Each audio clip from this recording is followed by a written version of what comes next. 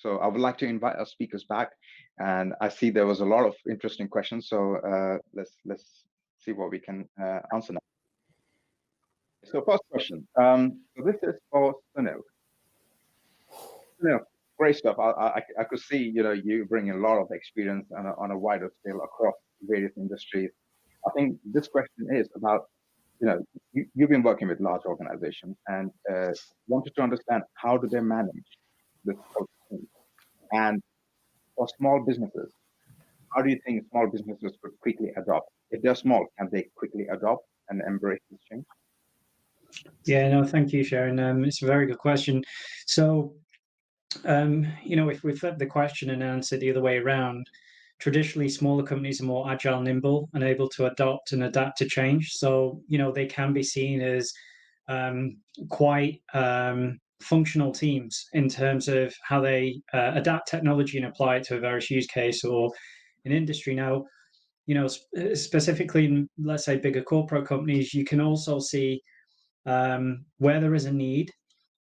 Change is managed in these corporates at a similar level with any other type of AI adoption or technology adoption. It's involving the users, the stakeholders, but being able to really home in on actually what the key benefits are and the reasons for actually applying the technology and what the return on investment is. But again, it's all to do about involving the individuals that are concerned, those that are pretty much engaging in that area, but making the wider teams aware that this is going on. So it highlights that, overall arching awareness, if not support long term. Awesome, thank you. Next question is for Heather. Heather, you're a phenomenal example of AI champion, and UST Global is absolutely lucky to have you as a leader. What's your advice to organizations who don't have the luxury of AI leaders and experts like yourself? Is there any tips, shortcut, strategy that they could get started with? That's a good question. Thank you. I think my first tip would be, really importantly, and it depends where you are on your data analysis AI journey, is to, and sometimes I amaze myself. I say this because I would have said this 10 years ago, because I didn't really think about it. It's really important to look to what your problems are, your business problems are, what you want to achieve with your data, with analysis, with AI, and to form a strategy around them, and to use that strategy to form a roadmap, a plan. And that isn't necessarily, and actually I say probably isn't about building a data lake.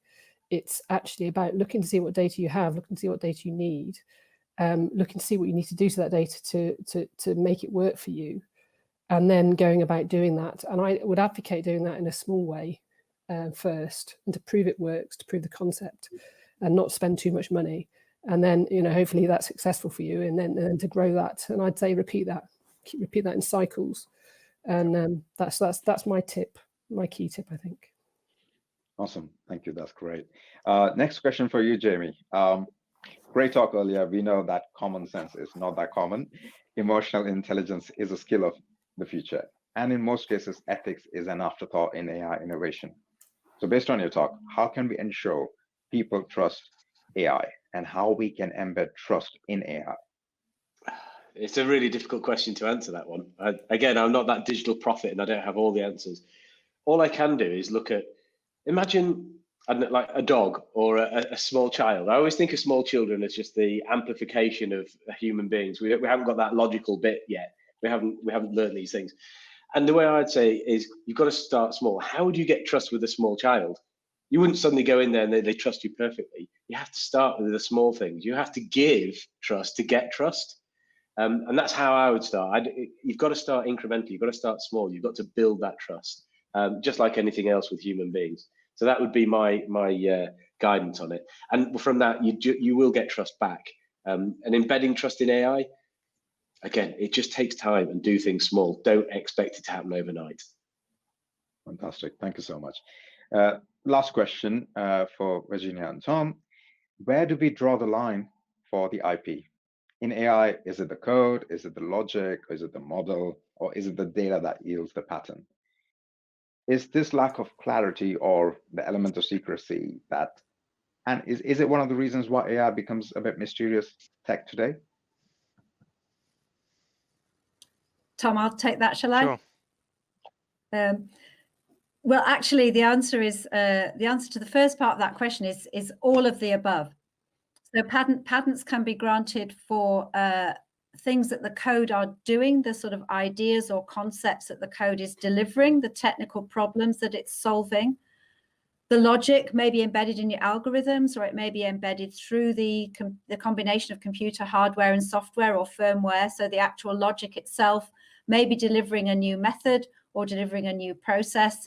And if you go back to the AI pipeline diagram that Tom showed you, virtually any part of that AI build can be the subject of a patent. It's all in how the patents are written and how they're drafted, and we work with you to do that.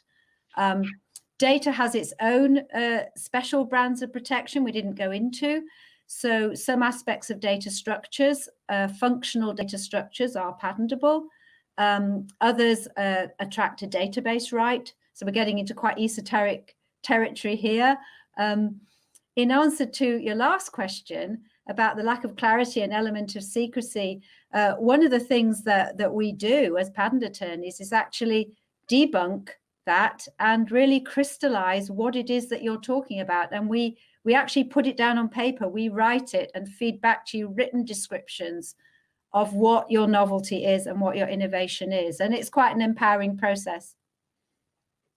Thank you. That's great. Okay, so let's wrap it up quickly. First of all, thank you all for attending this session. I hope you all enjoyed and learned from our experts. Please submit your feedback to improve our session. So feedback form should be in the announcement tab again. This event is available as a pre-recorded session on YouTube channel. So please don't forget to subscribe our channel. And last but not least, there's a major summit coming in October. So please have a look at our website and make the most out of the promo code that we have just shared. AI for Leaders 30% discount just for today. And this is for you and your organization. So if you're a leader, if you've got a team of architects or developers, I think everyone should benefit from the value of our community. And lastly, a big round of applause to all our speakers for bringing an incredible session today. So thank you all so much.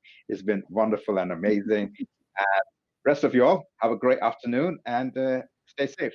Take care. See you later.